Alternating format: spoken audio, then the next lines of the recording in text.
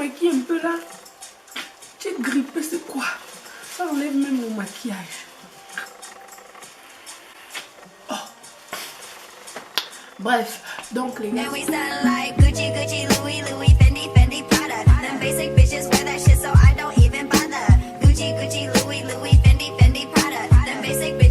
Hi guys, welcome back to my channel. Bienvenue les gars sur ma chaîne. Aujourd'hui on se retrouve pour une nouvelle vidéo. Donc si tu es nouveau ici, n'hésite pas de liker, de t'abonner et de partager la vidéo.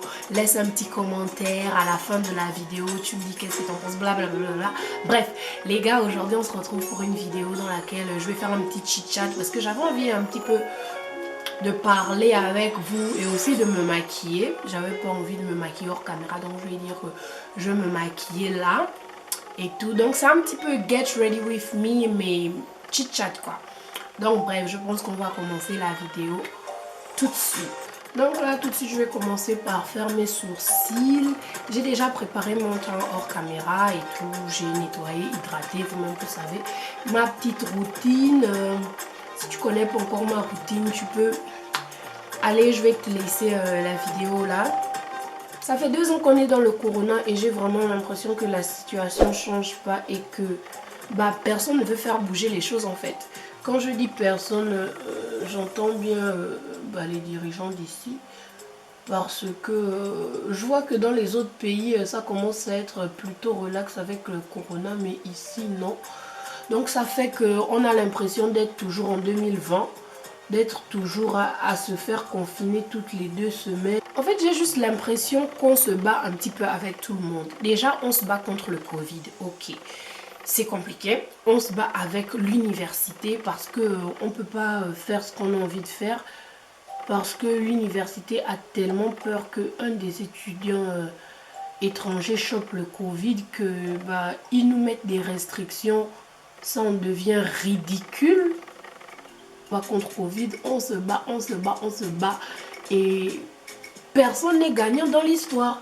Personne n'est gagnant. C'est nous, les étudiants, qui en souffrons parce que à la fin des heures de travail, les professeurs et je sais pas quoi, les gens qui travaillent à l'école, ils rentrent en famille.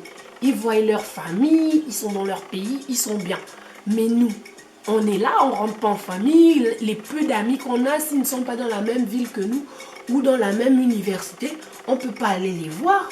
Moi, j'ai des amis dans d'autres universités. Ils ne peuvent pas venir me voir parce que leur université les a bloqués à cause de Corona et de ces nouvelles règles. Donc, bref, là, je prends mon fond de teint pour pouvoir faire la partie supérieure de mes sourcils. Situation où... En fait, moi, j'aimerais juste qu'on s'adapte à Covid, qu'on se dise que bon, il y a coronavirus, on va le traiter comme une grippe. Si vous l'attrapez, vous faites comme ça, faites attention, ne voyagez pas comme si... Les gars, ça fait 2 ans, en 2022. Corona a commencé techniquement en décembre 2019. Hello! C'est fatigant en fait. Et dans tout ça, il y a des étudiants étrangers qui ont fait leur papier pour venir en Chine depuis 2020 et qui n'ont pas pu venir à cause de Corona. Ok. Donc ces étudiants-là qui sont hors de la Chine sont tellement impatients de venir en Chine alors que nous qui sommes en Chine, on n'en peut plus. Mais quand je vous dis on n'en peut plus, ne pensez pas que c'est juste Julie qui pète les plombs sur Internet et qui veut rentrer ou quoi. Non, c'est vraiment un sentiment collectif. Tout le monde ne fait que dire à moi j'en peux plus, nanani, nanana. Bon, pas 100%, mais 70% des étrangers ici.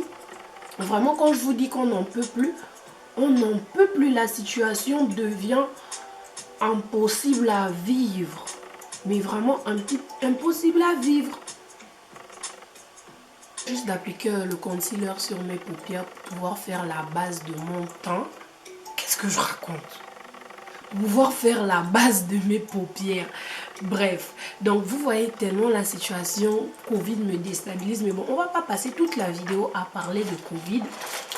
Hormis Covid et tout, comme dit souvent mon frère, en fait, on va pas se focaliser sur ce qu'on peut pas changer. Mais on n'a qu'à essayer de se focaliser sur ce qu'on peut faire avec la situation. Donc, qu'est-ce qu'on peut faire avec la situation là? En fait, rien en fait. Moi, j'ai l'impression vraiment qu'on peut rien faire avec nos jurys. Il y a des trucs à faire, il y a des trucs à faire. Venir avec la situation Covid, je voulais juste donner un petit conseil à ceux qui sont à l'étranger et qui veulent venir ici. Les gars, ne me voyez pas en mode la meuf elle est là-bas et elle nous dit de pas venir. Mais ne venez pas. Ne venez pas. Parce que les restrictions, sauf si en 2023 on considère que Covid c'est de la grippe et puis ça passe. Parce que honnêtement, si tu viens ici avec la situation actuelle, tu vas t'ennuyer en fait. Parce que le rêve de la Chine qu'on vous vendait en 2019-2018 là, c'est fini hein. C'est fini. Les Chinois sont tellement stricts et ils pensent tellement que ce sont les Noirs qui ont le corona. Genre c'est votre maladie mais vous pensez que... Les mots me manquent. Genre c'est leur maladie, on est d'accord. Mais ils pensent vraiment que c'est nous qui avons le corona et c'est nous qui leur donnons le corona. Parce que partout tu passes, tu les vois, il y a quelqu'un qui met son masque, il essaye de bien ajuster son masque. Hé frère, je vais pas te donner le corona, hein, avance. Bref, ça c'est une situation, je vais pas rentrer dans ça. Mais bon, hormis ça, ça va, comme j'ai dit, on va pas trop s'attarder sur Covid.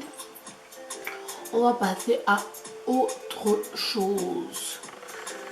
Il faut bien réfléchir avant de venir ici parce que faut pas dire que je ne savais pas ou je ne... Informez-vous bien avant de venir parce que ça devient de plus en plus fatigant. Pourquoi je prends aussi peu de fard à paupières et après je me retrouve à rajouter plein. Bref, donc là j'ai pris un marron que je viens mettre pour creuser un peu plus ma paupière. Donc là je viens bien mettre ça dans le creux de ma paupière ici. On va pas trop se focaliser sur mes débats et plutôt on va se concentrer sur un petit peu ce que je fais. Là qu'est-ce que je fais? Je viens prendre le concealer sur un petit pinceau et je fais pas de cut crease. Je viens juste poser mon concealer là sur ma paupière comme ça. Parce qu'en fait j'ai envie de mettre un fard blanc, un fard irisé et les fards blancs en fait ça n'adhère pas vite à la paupière. Donc je viens prendre un pinceau pas plat mais pas... C'est assez fluffy, il n'est pas plat non plus. Et je viens juste déposer le concealer sur ma paupière. Même comme ça, vous voyez, ça fait déjà l'effet que je veux en fait. L'effet blanc devant là. Ensuite, j'aurai juste à poser mes fards blancs. Et puis voilà. Et je suis partie finir mes yeux parce qu'en fait j'arrivais plus à me concentrer avec ce que je disais et surtout pour faire le liner, continuer mon teint. Je vais faire mon fond de teint et tout.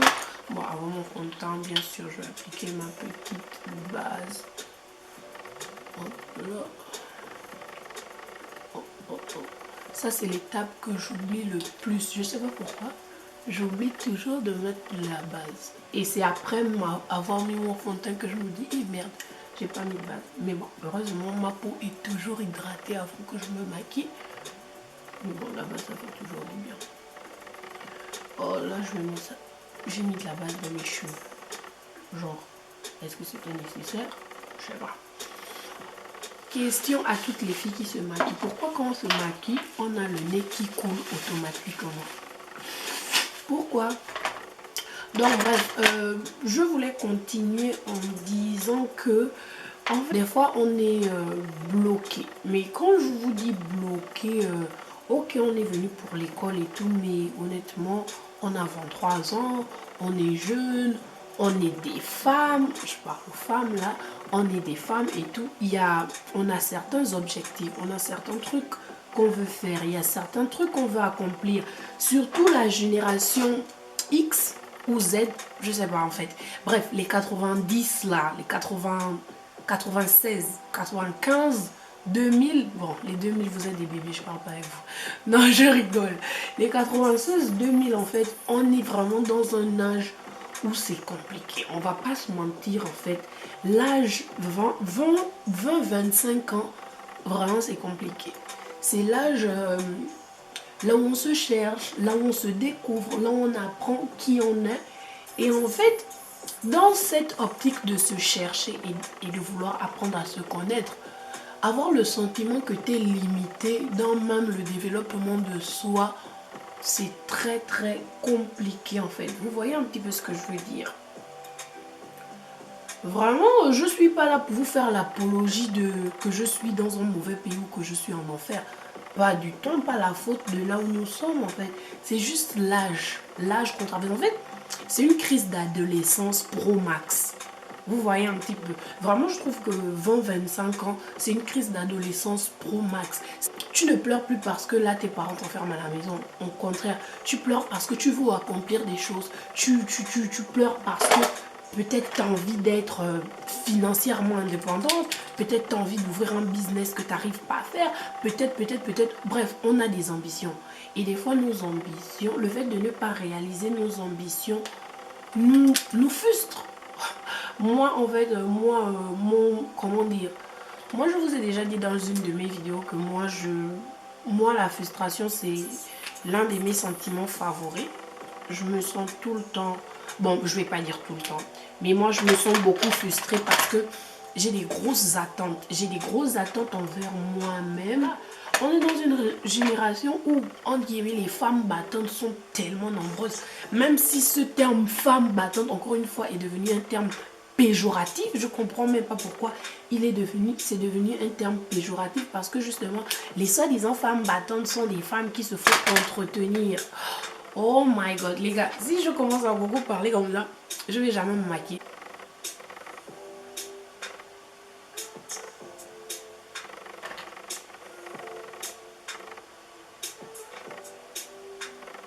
Les gars, faites votre baking au pinceau, c'est vraiment beaucoup plus léger, ou bien vous le faites à la goupette comme ça. Vraiment, le Beauty Blender, je vous conseille pas, sinon ça fait après des gros paquets. Donc vous prenez votre pinceau comme ça et vous pouvez même retirer l'excès de poudre et ensuite vraiment juste venir déposer comme ça.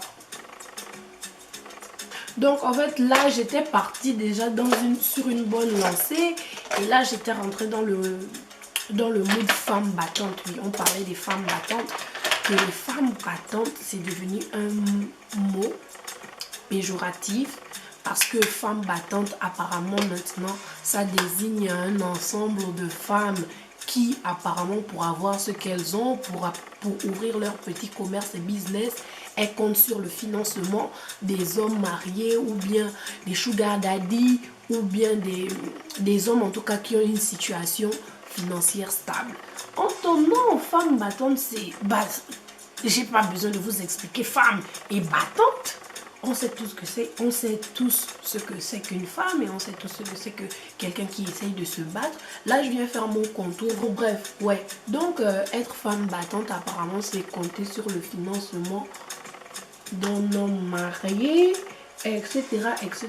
En tant vraiment femme battante, comme je vous ai dit, c'est pas la direction que c'était censé prendre. Mais bon, c'est pas grave et tout. On est maintenant dans une société où une jeune fille ne peut pas travailler d'elle-même et obtenir ce qu'elle veut obtenir. Même si elle travaille d'elle-même et elle obtient ce qu'elle veut obtenir, les gens vont toujours parler et voilà. Les gens vont toujours parler, vont toujours venir dire que ouais, elle a réussi, non, son père et mère, ah non, son père est... Là, quand je vous dis son père et mère, je parle de l'exemple de Olivia Yassé. Elle a gagné le concours, la Miss Côte d'Ivoire, elle a gagné le concours Miss Côte d'Ivoire. Et tout ce que les gens ont pensé, ils n'ont pas valorisé que c'est une belle fille, elle a une belle taille, elle sait marcher comme un mannequin, elle sait tout faire, non. Tout ce que les gens ont vu, c'est que son papa était mère. La mentalité.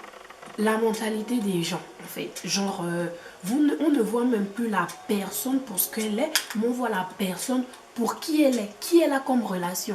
Qui est son père, qui est sa mère, qui est son voisin, qui est. Non, en fait, pourquoi les sociétés africaines sont comme ça? Et je parlais de ça une fois tout à l'heure. En fait, le réveil africain va passer vraiment par un réveil des mentalités. Parce que c'est ok, on dit qu'il faut changer les systèmes, il faut changer et tout. Mais si les mentalités ne sont pas changées, les systèmes seront les mêmes. Les systèmes seront vraiment les mêmes. Donc, en gros, c'est ça. Là, je suis en train d'appliquer mon blush. Je le mets vraiment bien haut ici. Et puis, voilà, je viens un petit peu mettre sur mon nez parce que je trouve ça toujours cute. Voilà. Donc, c'est un petit peu ça, réveille vraiment des mentalités pour nous éveiller, pour qu'on sorte de la caverne, les gars, il faut qu'on sorte de la caverne. Là, je commence à chuchoter parce que je parlais un petit peu fort et j'ai peur que mes voisins viennent me faire du bruit parce que je filme cette vidéo. Oui, on est en plein milieu de la nuit, il doit être 1h, 2h du mat. Ouais, vous allez me dire pourquoi je me maquille à 1h, 2h du mat, mais bon. C'est moi, je sais pas pourquoi vous êtes étonnés. Bref, là pour retirer mes excès de poudre, je vais utiliser un pinceau et ma poudre de teint. Vous voyez déjà la différence.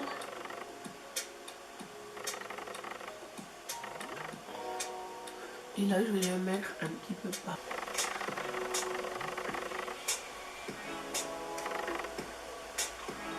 Je prends mon miroir, je le mets juste là, au-dessus de mes yeux. J'ai mis le mascara avant. Et donc là je viens juste par en haut déposer mon cil au-dessus. Je colle le milieu d'abord.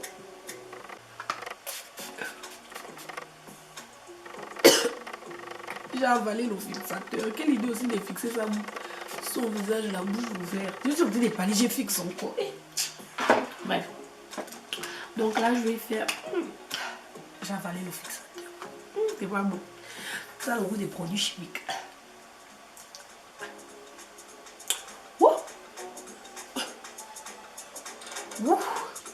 Bref, là, je vais faire ma bouche.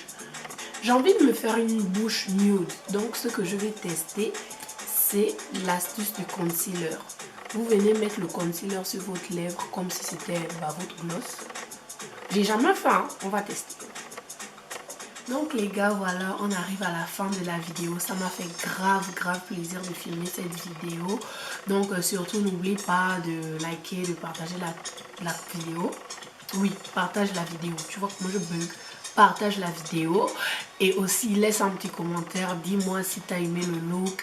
Est-ce que toi tu te maquilles comme ça? Est-ce que tu as déjà testé l'astuce du concealer? Parce que moi je suis fan. Je pense que je vais faire ça plus souvent. Et voilà, dis-moi, est-ce que ça rend bien sur moi? Est-ce que ça aurait bien rendu sur toi? Bref, dis-moi tout en commentaire. Et voilà, on se dit à la prochaine pour une nouvelle vidéo, pour de nouvelles aventures de moi. Ciao, bye bye. Bye.